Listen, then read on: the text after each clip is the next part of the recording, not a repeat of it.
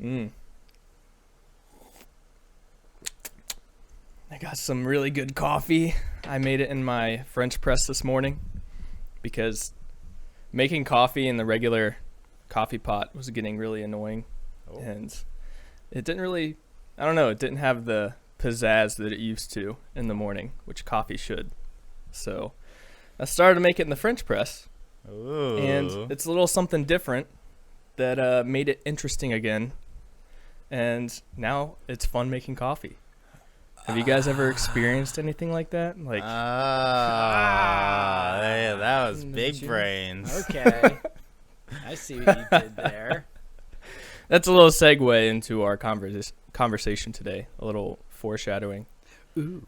We're going to be talking about things that you do that are de-stressors, things that you do like for fun or for health, things that are good for you that kind of turn into stressors and aren't fun anymore.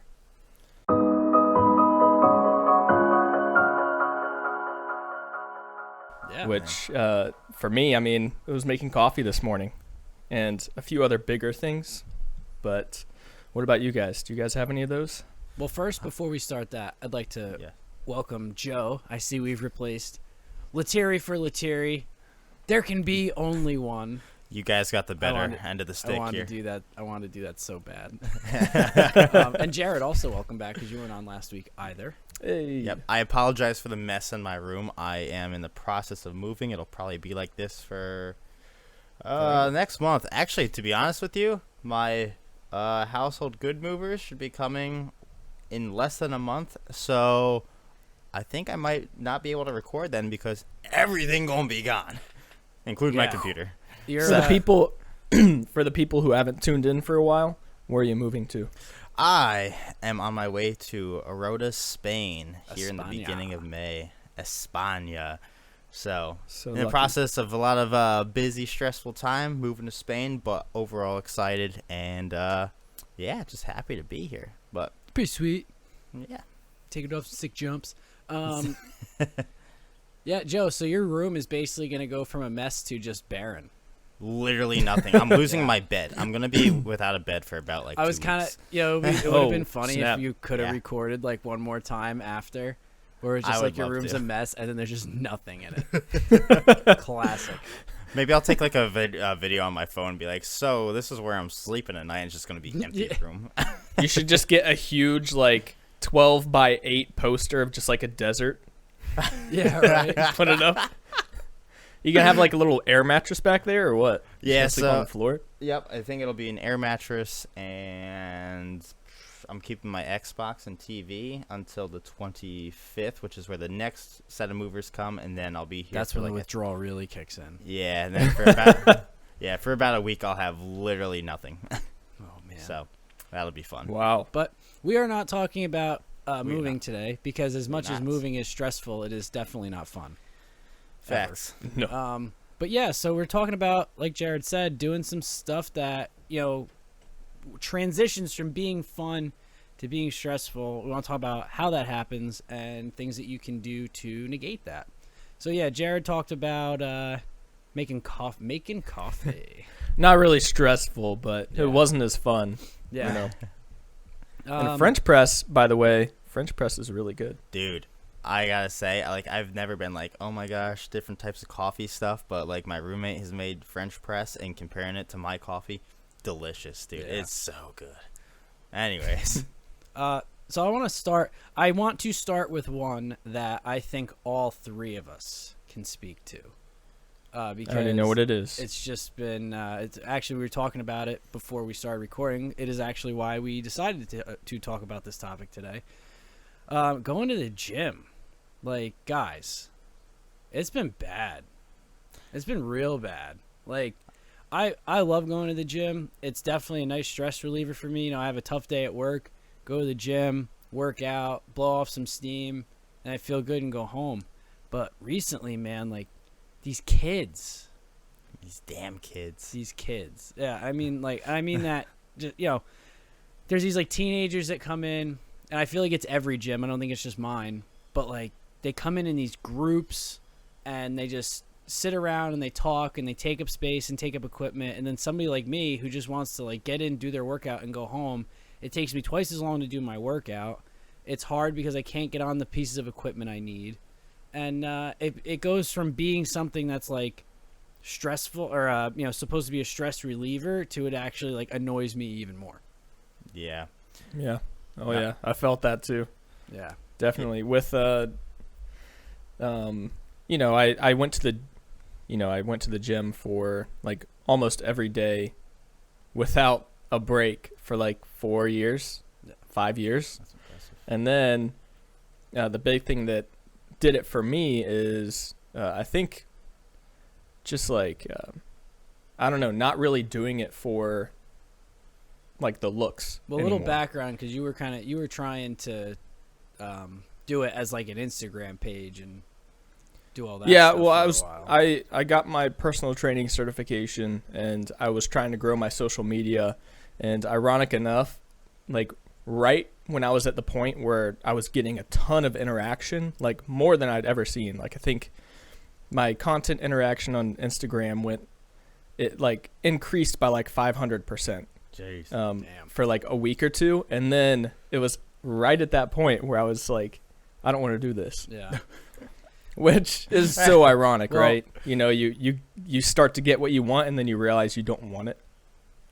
Yeah, Yeah. I don't want to get off topic because it's something that we're going to talk about later on in the episode. But when you take something that you like doing and turn it into a business, like that is another thing that can go from something that's fun to becoming a stressor as well. But Yeah. I want to get into that more later. Let's kind of stick with this gym topic for right now. But yeah. So what did you do? I know you started to say you started doing it more for you than for everybody else. Yeah. So I started going to the gym just purely for health and everything. I started to not care so much about the looks, like how it made me look or anything. And then I started training for a triathlon.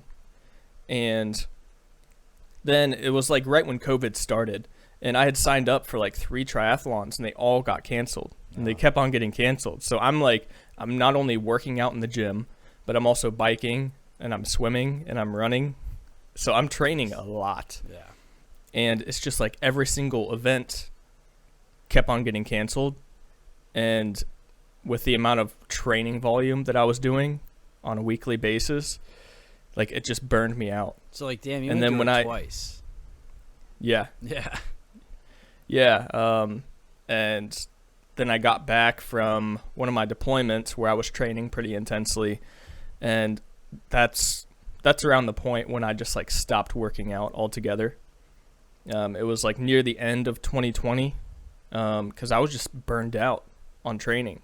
Like it was fun, and then like because that goal, like I really wanted to do this thing, and it kept on getting like taken away from me basically. So I stopped training, and I basically took a year off of the gym.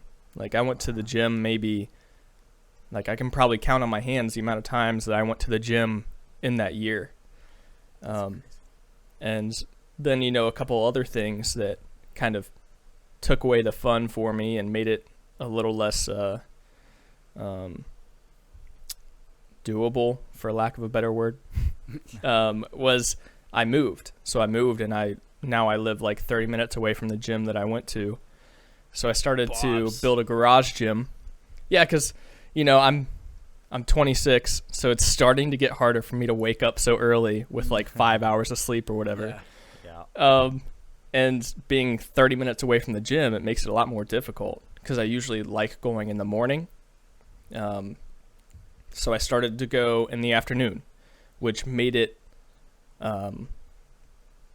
less frequent because you know how the day goes. Like you have things come up in the afternoon or in the evening, and then plans get in the way and things collide. People text you. That's why I like going in the morning, but it hasn't really been too feasible for me to go in the morning lately. Right. Because my garage gym isn't complete. Like I don't have a squat rack or a bench, which, maybe the next steps for me are to get a squat rack and a bench so I can actually do a full workout in my garage.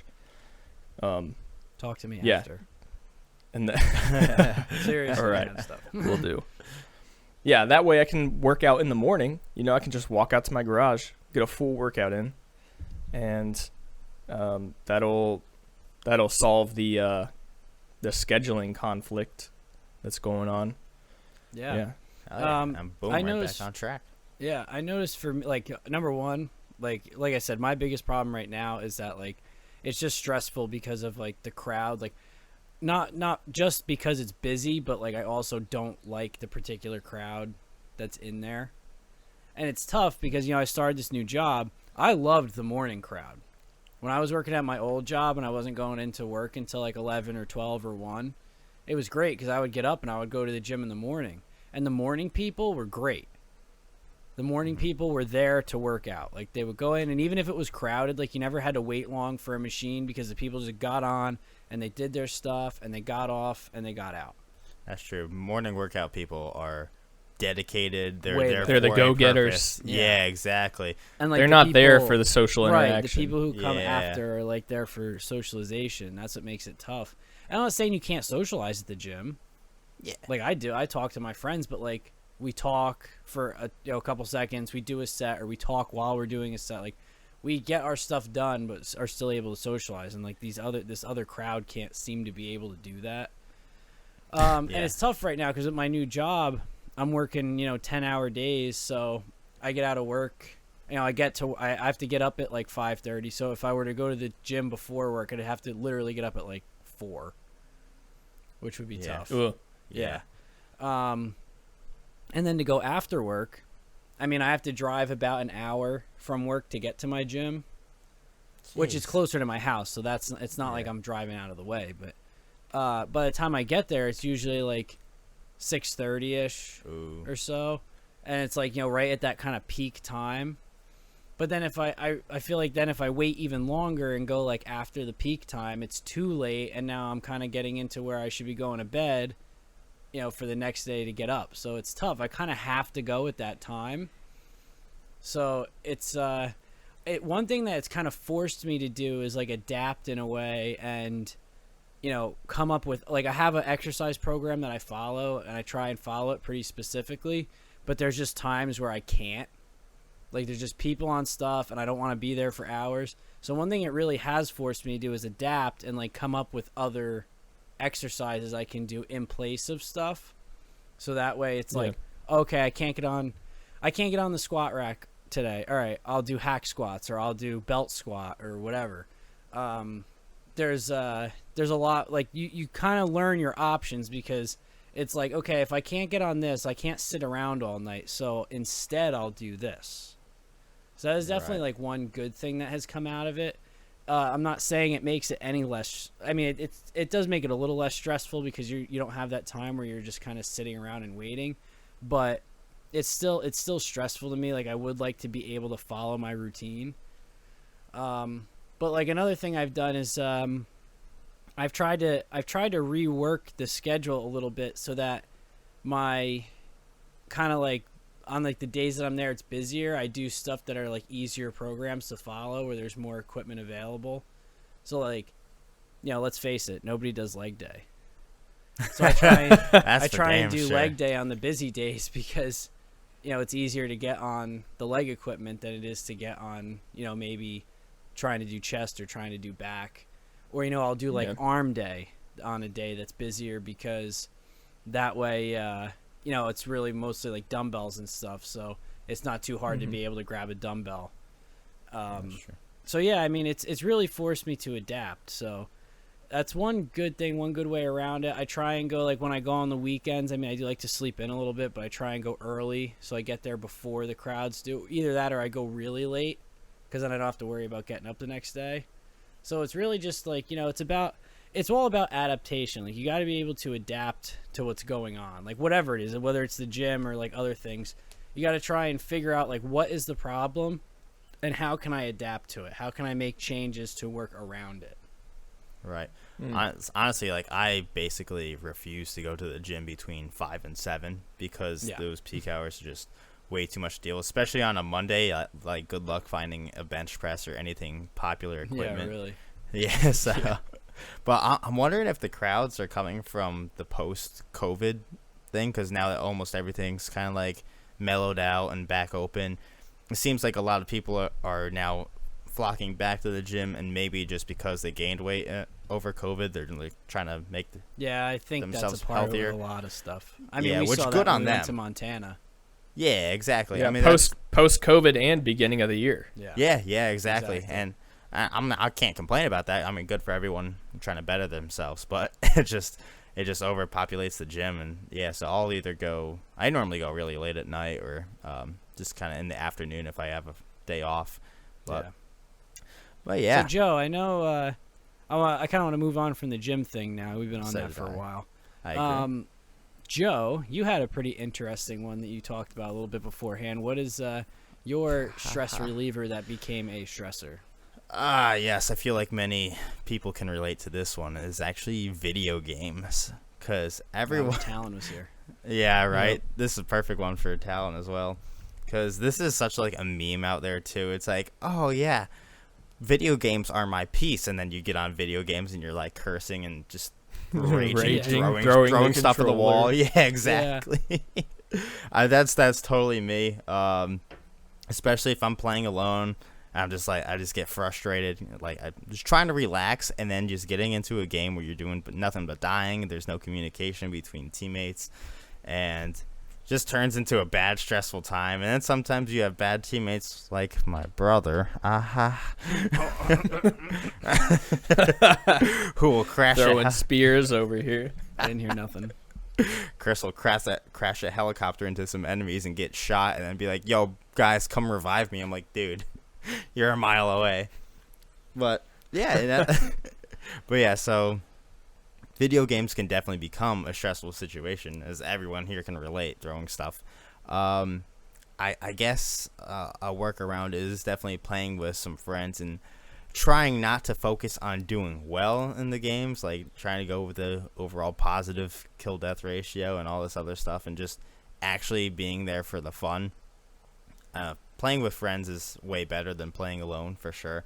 I don't know, playing with I have actually not played with Talon and Rumsey here in a while. It's been a while. Yeah, It's been a while. You guys It has gotta been get a on. very You long gotta get time. on. I don't really agree. play many video games for the reason that Joe is talking about, because I get frustrated, especially because I can't with just like these people who play it all day, and you could tell because they're just superiorly better than everybody else. I'm like, Yeah. dude, I just worked my like 10-hour shift. I just want to play a little COD. I'm not worried about getting 360 no scoped here, but okay.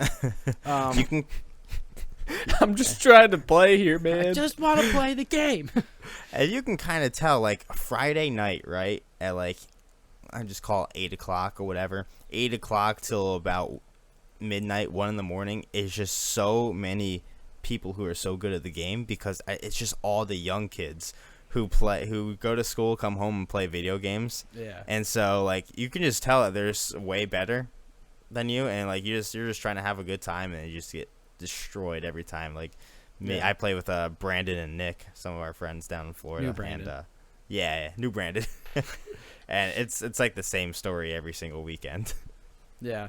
So one thing that I personally did was I actually got into more like single player games, because I love playing video games.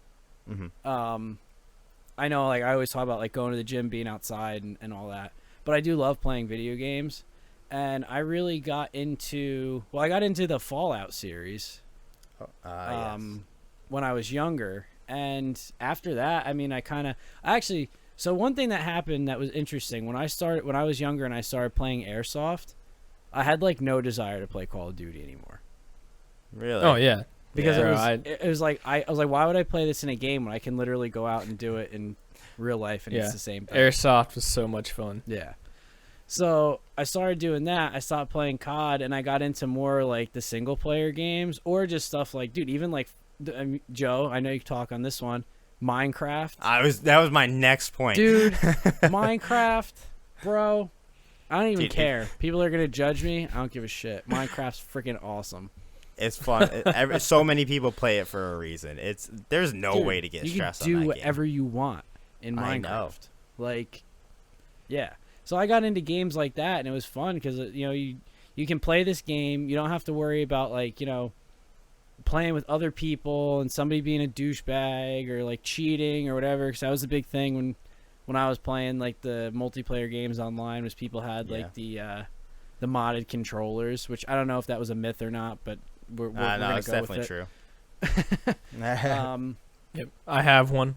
Oh, okay. Well, there you Do you? go, douchebag. I don't use the mods on it though. But yeah, people But have yeah. these like modded controllers and stuff, and you don't have to deal with any of that stuff. It's like if I just wanted to relax and like play a video game and have a good time with it, I can go and do. I could play Fallout, and you kind of get that Call of Duty experience with the first person shooter, or you could play Minecraft. You could be like really creative and build stuff and whatever. And I got into the single player games a lot more, and that kind of made the video game experience a lot more fun for me. I agree. There's a new game out called Riders Republic, which is actually online, but like, you don't really see that much of the aspect. It's more so just yourself, with like kind of random people doing stuff around you. Yeah. But like, yeah, I agree. The single player games are a lot less stressful because it's just you versus whatever the environment is. Yeah, you versus a computer. Although I will say, if you were a video game player before like a lot of these newer systems came out, so you're playing stuff on like PlayStation 1 or like Nintendo 64, Oh yeah. stuff Way like back. that, single player games were fucking stressful. They were difficult. They I were agree. not easy to play. It was not when you played like the campaign through Call of Duty and it had all these save points and like if you died you went back just like a minute or two. No. Oh yeah. If you and died, you couldn't YouTube how to Yeah. get past a certain level. Yeah. That wasn't a thing. if you That's just true. kept dying, that was it, and then you kept starting over. Oh my You would God. die, and then it was You like c- back bro, to you the couldn't- beginning for you.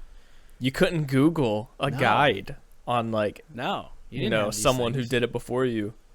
What game was I had? That's crazy to think about. What Yeah, I don't dude, even, that's dude, way I don't back. remember what. Oh, I had a Sega Genesis. Okay. Right? Okay. I had this game for it. It was like this like Lion King game. It was for kids. A Dude. Lion King? Well, you were definitely a kid back then. I have never played a more difficult game in my life than that Lion King game. And it was a Lion King game. Yeah. And I just want to like throw my controller through the screen constantly. That game was freaking hard. I never beat it. Some of the Game Boy games. I had Home Alone on Game Boy. That's the Bro. thing. That's a game? Yes. Dude, it's so weird. And it was so hard. Like all the games they made just based off of movies. yeah. I know, right? It's Like- Home Alone being difficult. Oh my god. I saw there was a video. If you ever heard of Brew Stew on YouTube, he does a video on like playing old school video games, and oh my god, it's so funny, but it's so true when you hear it. It's like he's like next thing you know, you have like a brain aneurysm, and your nose is bleeding.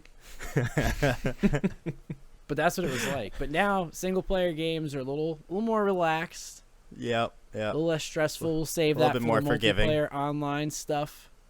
Yep. Yep. Save Uh, points are everywhere. Yeah, good times. Not good Yeah. times. All right. So I got one other one, and I know we started to touch on it with Jared talking about doing his personal training business. Yeah. It was a similar situation with my woodworking business, and I actually got kind of really burnt out of it. And I know people who follow my woodworking page have probably noticed it's probably been probably about 8 or 9 months since I posted anything on there. And granted, part of that has been starting a new job, but Yeah. it got to the point where it was something that I enjoyed doing, that I tried to make into a business, and then it was just like extremely stressful because like I was working a full-time job still. I was still trying to have a personal life and go to the gym, and then you have all these projects on top of it that now that are now not optional, but you have to do them because people you're need doing you them to. for a customer. Yeah. So yeah, that was something that definitely started off as like, really fun and a de-stressor for me that turned just absolutely stressful. And I can even say just from like when COVID started, that was like all I had to do. The gyms were closed. My baseball season got canceled. I had like nothing else to do but go out and work in my wood shop. And I just made random projects, and it was great, and it was a lot of fun.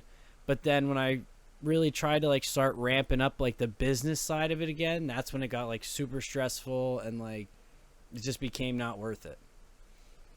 Do you think that's because instead of just going out and doing what you wanted to do, you had to do a specific project? I would say that's exactly why, because it was like somebody might come to me with a project, and like, that like they say, the customer's always right. And I can't tell you how many times somebody came to me with a project and they were like, oh, I want this and that and this and this. And like me, like someone who's experienced in doing this, and I know, I'm like, that's stupid. But like, you can't say that to somebody who wants something done a certain way. So if somebody wants something done that way, you have to do it that way. So then it just becomes like, now my creative side is like suppressed because I can't do the things that I want to do to it. I now have to do something that I know isn't going to look as good. And it's like, I don't necessarily want to do this project. Or, I was getting a lot of orders for projects that, like, whether they looked cool or not, I simply just didn't want to do them. They were just stuff that I wasn't really interested in doing. So that made it kind of boring too, because you're doing all these projects where it's like, oh, I could be working on this right now, but I have to do. I smacked the microphone. But it's like, now I have to do this particular project, and I don't I don't really want to. I could be doing something else that I want to be doing. And that's kind of what I've, again, like gotten more into. I kind of dialed back the like quote business part of it and just really started doing stuff that I want to do again. And like I'm trying to stay a little bit more away from like custom kind of stuff and just making my own thing and then trying to sell it. I like that. That's good. Yeah, I was about to ask, like, what's your favorite kind of project to do, I guess? I really like the palette end tables. Those are a lot of fun. Ooh. But honestly, it's not even a specific kind of project. I kind of like to just like, I see something that might be cool to try and do. Like I'll watch something on YouTube and be like, hey, that might be a cool project to try, and then I'll go try it. Nice. Huh. I'd still like to get a coin rack out of you. We could do that. Maybe you could just start recording what you do and make a YouTube. Yeah. Or you could find what you really like creating and then just create that and only sell that. Again, I've thought about that with the YouTube thing, and it's just like it again adds an extra stressor to it. Yeah. Where it's like, now I gotta make video, edit audio, post it, promote it. I mean, I guess you don't necessarily have to promote it, but like, you have to do all these extra steps. So now it's not just like, okay, I made this coffee table. It's like, okay, cool, I made a coffee table, and now I have to go back and edit all the video and everything else on said coffee table. Speaking on that, people's hobbies or passions turning into jobs, like me thinking about a whole bunch of YouTubers that I used to watch. Mm-hmm. There's people who get burnt out on it so much because like they used to make videos for fun and everything, and then they ended up getting consistent with it, and some people quit their jobs for it, others try to maintain their jobs, but what they used to do just for fun started growing a larger audience, kind of like Jared's fitness page. Jared Fit. They find out like when they just do it so much, they obviously just get burnt out of it. And there's so many YouTubers that I used to watch that just don't upload anymore, and some of them will openly admit, be like, yeah, I got burnt out of it. It's a lot of work. And I've done YouTube editing before for video games and stuff like that. It takes time. Like you can play like 1-2 hours of video games and do like, I don't know, 6 hours of editing. It's annoying. So it makes a lot of sense how people can get burnt out of what they love doing. Yeah. I find that the most successful people that do that are people who hire someone to edit the videos for them. Yeah. Yes, 100%. I know I use him as an example a lot, but like I look at like Joe Santagato's page, Yeah. and I know they have people who edit for them, and and like that's his whole thing. Like he didn't force it. Like the whole thing just started with him making like stupid people of Walmart videos that were really funny, and then next thing you know, he's got this big podcast that's popular and everything, and like he's making good money off of it, and enough where they can pay somebody to edit and do all the quote not fun stuff. So yeah, I totally get that. I mean, even with lessons learned, like I do all the editing, and there's times where like I've gotten it down to a science. It's not too bad to edit, but there are times where it's like, oh, I gotta edit the next episode. Oh yeah. I totally get it. Or like if we're behind and then we don't or like we're not ahead of the game, and then it's like, okay, I have to edit this now.